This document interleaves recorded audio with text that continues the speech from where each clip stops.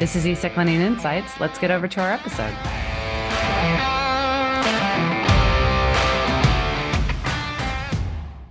There's this discussion about having AI kind of take over on the distribution side, because that does sound like a simple transition.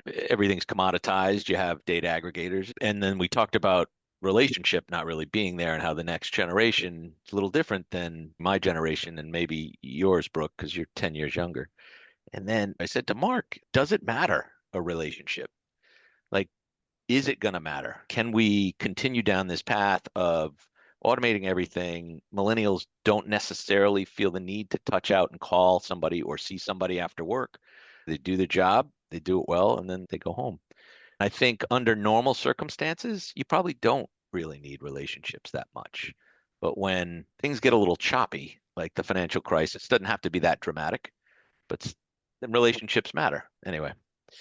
I don't think you need a big market crisis for relationships to matter. You can have discrepancies, you can have breaks, things that go wrong, you can have new opportunities. All of those types of conversations require more than automation. Clearly on the broker side, but even more so on the client side, I'd say. That's interesting you took it that way. I was thinking only on the broker side. No, I understood that. Client relationship has to exist. It's a different Well, animal, right? I I, think. I I mean, think I think you can automate the no. reporting, but you can't Yeah, automate you can the. automate features of the service, make it a more seamless process and allow them to connect and integrate the data sharing and everything, I think can be improved and streamlined further. I took away from all of those conversations around AI on the same level when we were talking about talent development, what you just summarized, Jim. I sat there thinking, I need to restart my career now because my skill set is one of those skill sets you ultimately then want to have in an environment where there is a lot more AI, having more the people skills, the relationship driven, the communications. So anyway, I sat there daydreaming about what if I were to restart my career now? Like, what could I do in the future? I could see it on your face. Is she daydreaming? I was thinking about Brooke That 2.0. could be like the Brooke Gilman client service bot. And then, there could be many of you. Right. We're Would rolling be out Brooke 2.7 this weekend. Everyone Yeah. make sure you shut down your computers. that Uh, sounds scary. I'll say Yeah. it for Jim. That sounds real scary. what was scary No, is talking no. about another future crisis. There was that one person who Mm. talked about future crisis, and then it came up again as if we're overdue for a crisis. I'm like, oh boy, that's historically correct, but Yeah, someone else made a comment to me in New York this week that a lot of the executives at some of the major US banks during the credit crisis seem to be spending more time together. mm, And it was a commentary on you wonder almost if they have this like line of sight into thinking that they're preparing for the next major yeah. market event or crisis, or maybe just getting together in a reunion and Who were you sharing old talking to? Was memories. that Chicken Little you were talking to? Sky is falling, the sky is falling. The one thing that came out of that roundtable was everyone was in agreement that the pace of the technology change is overwhelming. Yes. That was a major takeaway for me. Hearing everybody else confirm what we struggle with every day on the desk in terms of keeping up with automation and are we doing enough? And so it felt good to know everybody's where we are and the industry is in the same place. So we're doing the right things and setting ourselves up for success in the future and aren't behind like I worried we might be. Okay. So, All right. uh, Well, let's talk IPOs though. okay. We're here to talk Yeah, IPOs. we're here to talk Yeah. IPOs. Although I do think that can we just at least tell Jim and I had the pleasure of being in New York most of the week and attending Isla Americas. The association hosted quite a bit of content throughout the week. There were a few days of institutional contacts roundtable that had representation from many of the Isla Americas members and other market participants that really covered a wide range of topics. It was very informative. I thought a great session. They also had their Ops and Tech conference, which also covered a wide range of topics, more focused on technology and the infrastructure to support our market and operational processing, which was very high quality, good content, and great discussion. So well done, Isla Americas. All Yeah, right. I thought it was worthwhile. I'll go back next year. So that is what I wanted to know, Jim. I saved it for the podcast. So Yeah. is it sort of like, Brooke, you were right? Yes, Brooke, you were right. Time well spent. Okay. Uh, All right, good. Well, that's definitely not getting cut. you know, So, it hurts so much, Mark. yep, I need to say it. It's therapeutic just to get it off my. Yes, sure. for once you were right, Brooke. Thank you, Jim. Mark, maybe I said this to you before. So, listeners, it's hard to get Jim to do anything. It's like his first time back on the pod in months. To convince Jim that he should attend something or do something, if it's not already in scope within Jim's own mind, is a challenge. And so Mhm. I suggested to Jim that he would probably get a lot of value out of attending this Isle Americas event. And I got a lot of questions. I got a little bit of resistance, a fair amount of pushback. So I was worried that I was going to hear the wrath afterwards, but I felt pretty confident that you would appreciate it. You're right, Brooke. All All right, right, good. let's Okay, let's move on for my let's sake. move on. IPOs. Mark, are you going to lead us off here? You promised our listeners some well thought out content, research, current state, what's been happening, what might be to come. Talk to us. Yeah, so let's look back to look ahead. So CoreWeave was the trade of the year last year, provided a ton of value in our space. It was not a main index equity, clearly, until post lockup. The breadth of participants was a bit narrow. So where we've always seen the most value, or where I think the industry sees the most value, is particularly main index equities where there's a lot of participation. Siri, GameStop, AMC are some hard to borrows that come to mind. The supply was a bit constrained and it was a great trade, but not everyone got to participate in it. It was super binary. What has me excited is the fast track methodology that we're now seeing for big private companies that are coming to market this year, namely SpaceX, which will IPO in June, and the NASDAQ 100's announcement that after just 15 trading sessions, it can be added to the index. And so, what's driving the change with the exchanges on those companies? What has been historical norms for people's benefit? And is it just to create more market opportunity for those companies, more liquidity sooner? What's the driver of the change? I think it's because it's what customers want. They know that people are going to be actively buying these companies. And if you think that these indices are curating stocks based upon client demand or what their customers want. So if you're tracking the 100 largest technology companies in the United States and SpaceX is omitted, then that would not be in line with what market demand is. So I think it's a function of market demand. What's different is the companies that we're talking about now. So historically, IPOs look much different than the companies we're talking about today. A lot of the companies coming to market now are bigger and more mature than IPOs of the past. Yeah, IPOs in the past are the way the track usually works is it's a small cap company. It comes Right. sub a billion and they're not even eligible for the inclusion. But now those indices are less relevant if they don't have a SpaceX, which is how big is that, Mark? 80 billions? I don't know. 2 trillion 2 potentially. trillion. Yeah, Yeah. way off. I was thinking of another one. You But so gotta, your rounding needs to increase. no, I was actually thinking of a different one that I think is coming later this year. Anyway, that's a major driver of the difference is the size of these companies. It's AI growth and anything that touches AI that's sitting in private. And I think I mentioned this on one of our calls earlier, but I heard, I was watching CNBC or Bloomberg. One of the stories was they had regulators on and they talked about IPOs, and the regulators are incented to bring these private companies public. It might be for disclosure purposes. I only caught part of it. It was interesting to me that they were ticking off the 3 or 4 boxes they viewed as hurdles for these private companies to come public, and they're going to address them such that they do come public. So I share in Mark's optimism, excited about the next kind of 12, 18 months as these IPOs come and have Has the current market volatility with the war in Iran dampened the other IPOs that were planned for this spring? Do you know? my takes. No, absolutely Mm. not. It's because it's been a net up. We're still where we were or higher, but there's volatility. I think the undertones of the market are very strong. The economy seems to be strong. Earnings are good. I think SpaceX will set the tone because it's such Mm. a large one. And if it trades through the range that it comes to market that they're trying to capture, if it trades through that range and trades up immediately, then others will want to come as well. There's a backlog of these, not just founders, but all the folks who work at these companies who want to monetize a little bit.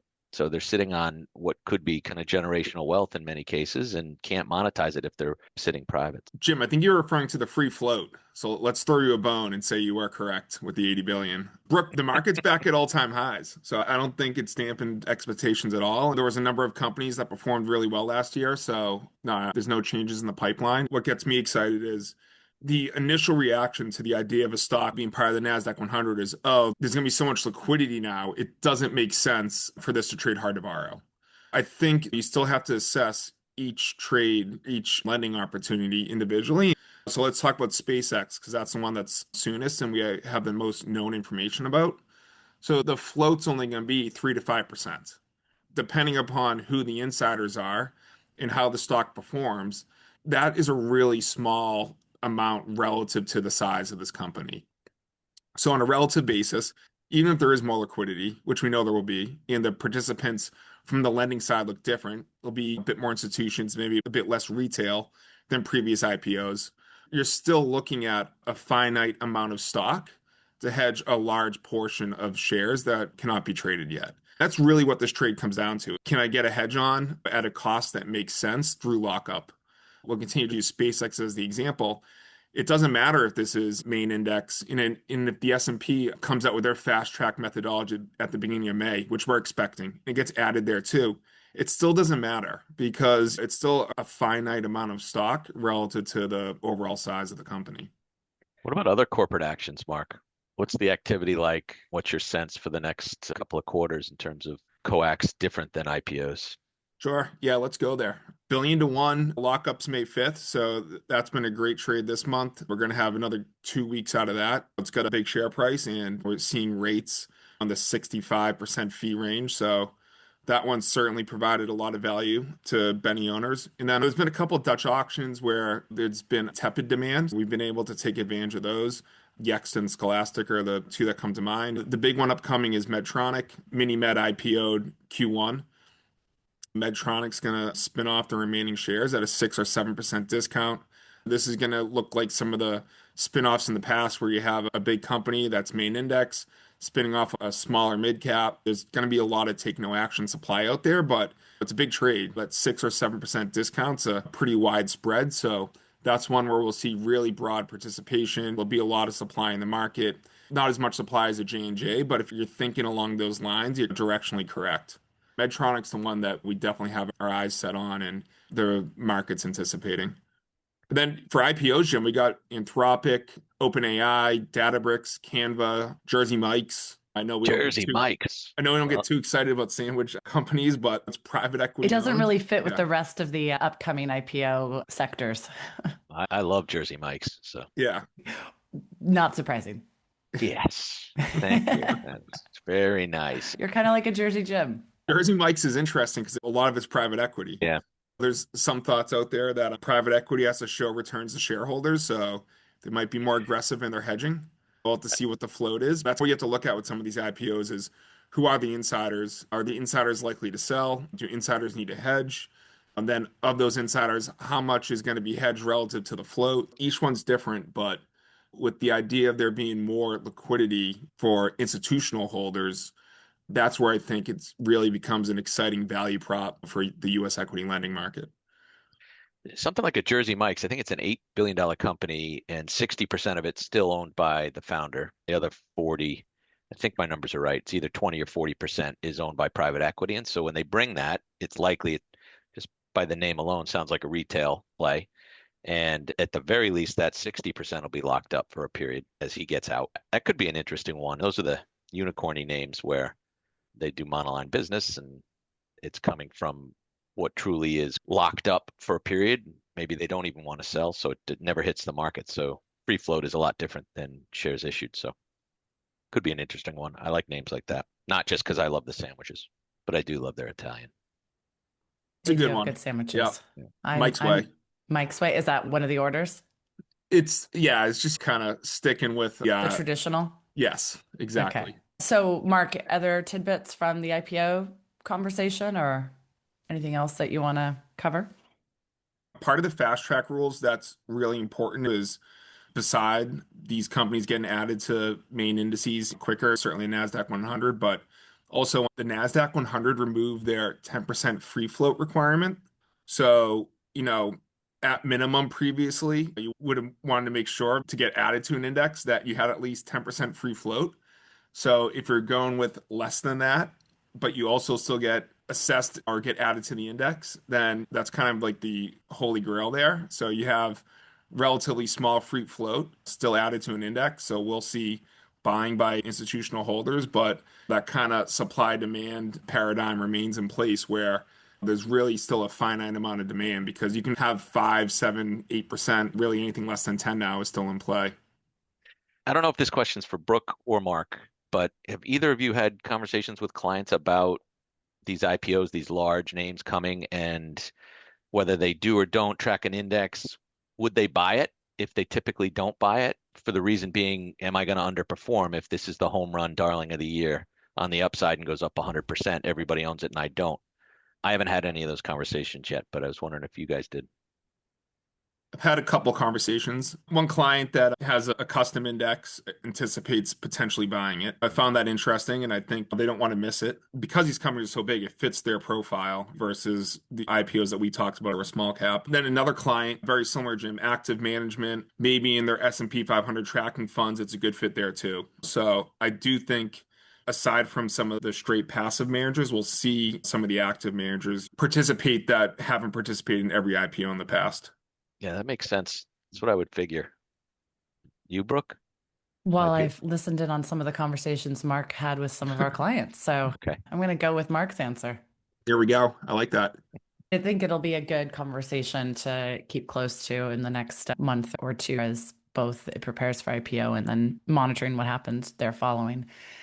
So, Jim, other than recognizing that today is a Friday and the sun is out and it's shining, and we want to make sure that you're not blinded by the light, talk to us about anything else that might have enlightened you this week in terms of topics. You gave us some very high level reaction to the speed of technology, AI usage cases, but was there anything else from an industry dialogue or updates perspective that was new or surprising to you that might have come out of the industry association meetings? Yeah, it's a good question. Top of my mind would be our discussions around RWA mitigants and Mm. what's out in the market. I've been saying and thinking for a while that seg assets, which is the route we've gone, is a great one. I always thought, oh, this could be the magic bullet. This could work for everybody because it thus far has worked for our client base. It's worked for the brokers we've reached out to in the US. But it was clear that non-US banks get less relief than they would from, say, a pledge structure, Jamisla pledge, versus doing seg assets. And then because the banks also have RWA issues, the lending banks, so agent lenders, Yes. Yeah, seg they don't assets really going to be still the don't like answer. the volume. Yeah. So my hope was we could be with seg assets and that would get us there and off we go. But now I'm thinking maybe we need 2 or 3 solutions, whether it's CCP or guarantees or different ways to come to market for our different clients and for different brokers to kind of capture all of it. I think we need to have a few different tools in the toolbox. So left there thinking about RWA mitigants a little bit different. As our listeners probably know, eSec, because we're a trust company, we have different regulatory requirements than some of these large banks. And so RWA is not a binding constraint for us where it is for others. We think about the world a little bit different day to day. I was happy to hear others and the pain points that they had and think about it a little bit differently than we have. Would you agree with that, Brooke? Did you get the I same takeaway? Well, I wasn't as surprised by it, I guess. I Wow. mean, so I Ah, wasn't as surprised for the following reasons. I still think that seg assets is a good solution for our client base, and it's not necessary yet for all clients. I think it's most relevant for those clients that are more of a volume driven program. Those clients that are just intrinsic focused, I think that they're still able to perform well, and the market isn't going to close in on them anytime soon. But for cash funding focused clients, seg assets has been hugely beneficial and will probably continue to be so with key counterparts. We're seeing that the challenge is that the scalability of the model needs more tools, more resources over time. So I get that maybe it's not a perfect solution for the broad industry, in part for certain banks that if they don't get full benefit and relief. I do understand that in more traditionalist lending agents, big bank lending agents, still have their own challenge with their own capital structure. It solves for the broker, but it's not solving for them. Yeah. Again, I think that's a client-driven decision framework where are you doing the business because it's making good money for the client and therefore making good money for yourself? Or that's like a cost-benefit analysis on the types of trading and this client relationship I think different agents have. And so I still see it as a great solution for our clients. I do think the market's going to continue to pick its places in terms of additional solutions. We know CCPs are out there, and that's a great solution to get down to 2% RWA. We'll probably see a lot more engagement on that in the coming years. There's obviously pledge, and pledge could potentially in the future change in the US market. That's yet to be determined whether regulation will favor a change there or not. But clearly, with non-US entities still very relevant. And then there's a lot of other trades that you guys are super familiar with because it's what you guys lead or take the lead on, but a lot of paired trades where there's cash funding going back to the broker with repo, there's agency prime, there's other ways that the brokers are finding capital mitigation solutions. And so I think we're best positioned and our clients are best positioned to have as many of those tools active to best match demand on the broker side, depending upon what their positioning is. But it's a lot of work, as we all know. So keeps us busy. Keeps us busy. All right. AI can't do that. That's a good point there, Mark. I'm sure there's pieces of it that AI could do. Maybe some of the operational support over time, maybe some of the implementation. It's a good point. Would you say that relationships are important in determining and evaluating the best solutions to solve some of these complex problems, Jim? I would. Okay. You took relationships as broader relationships. I took it as we were speaking about it. I assumed it was very specific to on-desk trading relationships, not necessarily management or client service. I think that's what we were talking about. Got it. So when I reinvent myself, I shouldn't become a trader. No, absolutely not. So what are you going to reinvent yourself as, Brooke? I don't know. It's yet to be determined. And I'm happy to take listener feedback, opinions, if anyone has ideas. I think it's a great idea. You're ripe for reinvention. All right, friends. Well, Thanks, Jim, Liz. hey, thanks for coming back. And hey, Mark, if Jim doesn't show the next time, I think we could use AI to replace him. Oh, that's great. Yeah. I want to see that attempt. Yeah. That'd be great. Yeah, J-Bot. Thanks for listening. And now for our disclaimer. This material is for your private information and does not constitute legal, tax, or investment advice. There is no representation or warranty as to the current accuracy of, nor liability for, decisions based on such information.